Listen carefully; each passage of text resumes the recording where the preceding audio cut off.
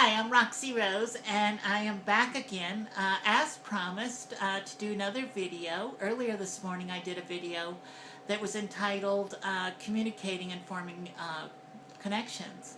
And in that video I mentioned that my next video would be about voice control.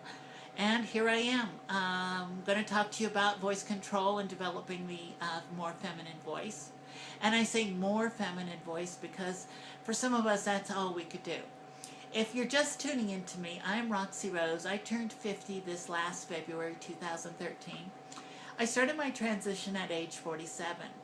Most of my videos have to do with transitioning late in life and the physical and emotional situations that we have to address as late transitioners. Although a lot of my videos are helpful across the board, hopefully, to the transgender community. And for those of you who are not in the transgender community, I hope they're a bit entertaining. Well, let's see, I want to talk to you about a few things about voice control. One thing is, it takes a lot of practice. It really does. It doesn't come naturally. Before I transitioned, there was no doubt about it. I didn't have a Barry White, really deep voice, but there was no doubt about it. If I got on the phone, they referred to me as sir. Nowadays, if I get on the phone without an introduction or them knowing of my gender, they will refer to me as miss or ma'am. So I'm very happy about that. I want to tell you a few things, and they're only personal experiences. I'm not a coach. I could only relay to you personal experiences. So take it for what it's worth. But in my journey, I have learned to control the vocal cords and the muscles within our voice boxes. I've also learned breathing techniques, and instead of breathing from the chest, breathing from your diaphragm. Okay, these are important tools. But I will tell you the biggest obstacle or the biggest hurdle to get over is yourself. Your self-consciousness, your pride, your embarrassment. We take our voices very personal, and we don't want to sound like Kermit the Frog.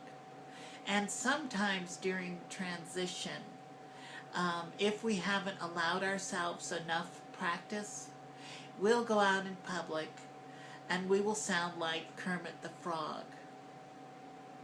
We get embarrassed, ashamed, and then we throw in the towel. And I can't tell you how often I have met transgender women with a very masculine voice that says, "Hey," they say, "Hey sister, this is my voice, take it or leave it." And although, yes, there are some situations where you're not going to be able to change much of the tone of your voice, but you can, even if you have a deeper tone, you can make it more feminine by controlling your breathing and your vocal cords.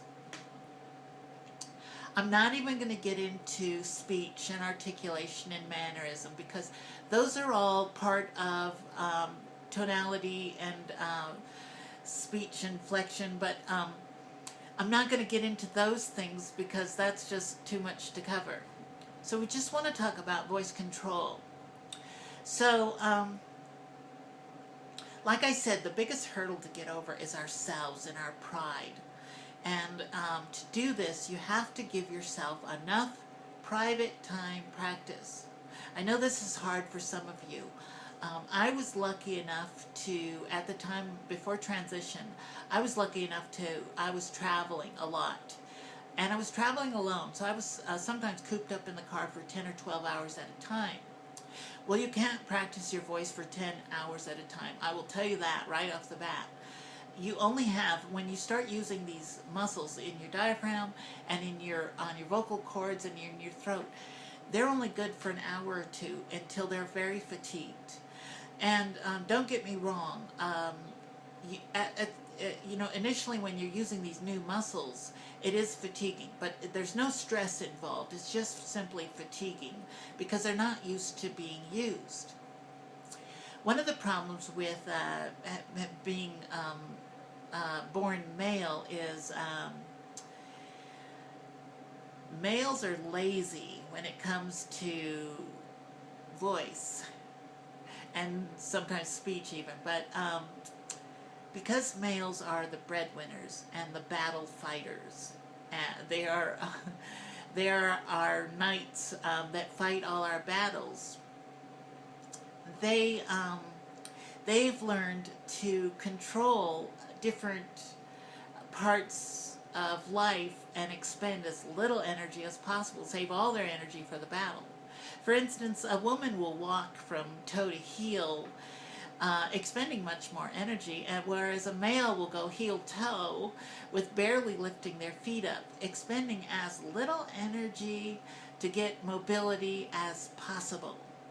Well, you know, males do the same thing with speech and voice.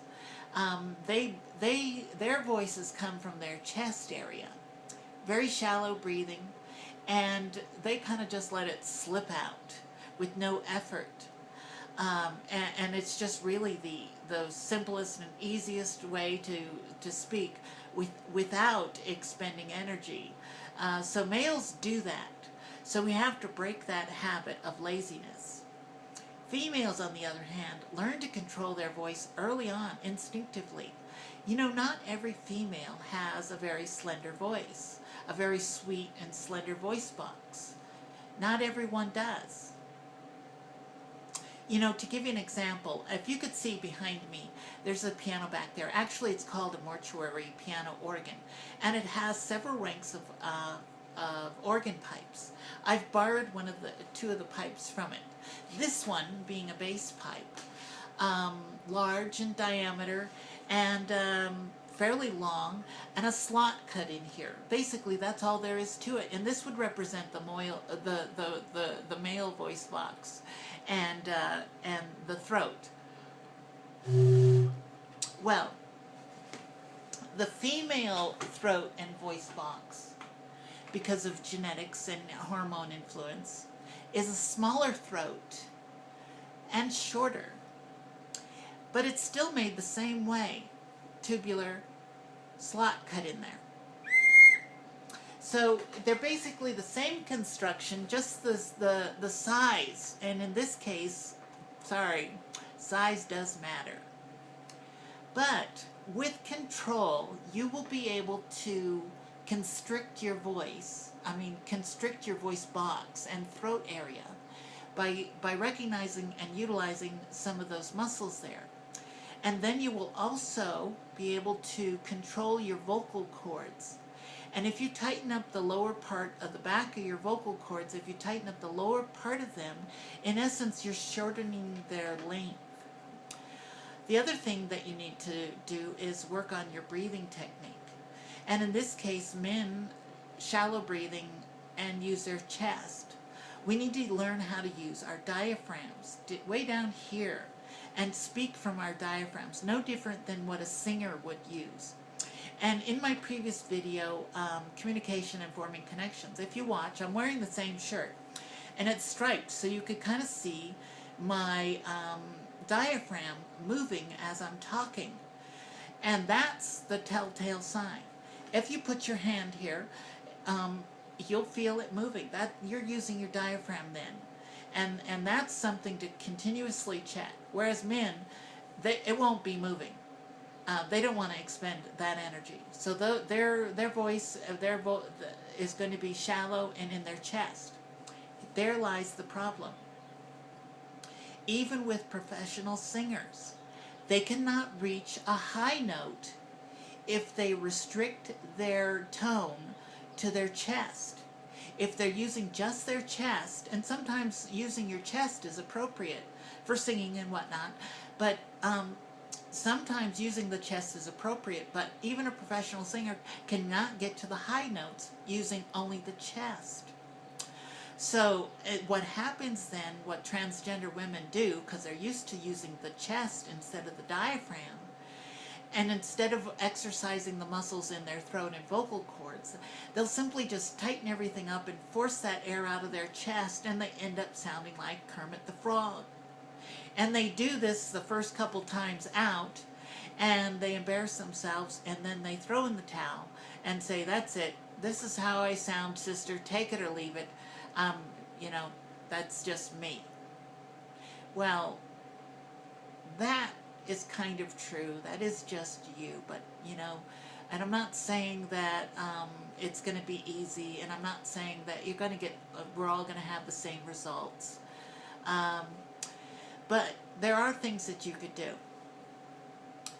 Learning to control your throat and constrict your throat. And you will know this, not by it moving up and down, because we use our tongue to form sounds. So that will get your throat moving up and down. But there are some muscles in your throat that you could feel gently. This doesn't take a lot of effort. But there are muscles in your throat that you can constrict and, in essence, narrow your passage down, therefore making it smaller, like but making it smaller in diameter. So we want to make our throat and our the area in which we speak in a smaller diameter. So we want to constrict those. And trust me, it only takes a little constriction. It only takes a little.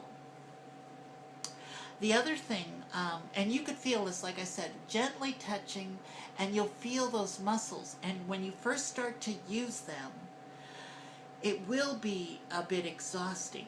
They're muscles that guys don't use. And to use them, it will be a little tiresome. Don't confuse that with stress. We're not under a lot of stress here.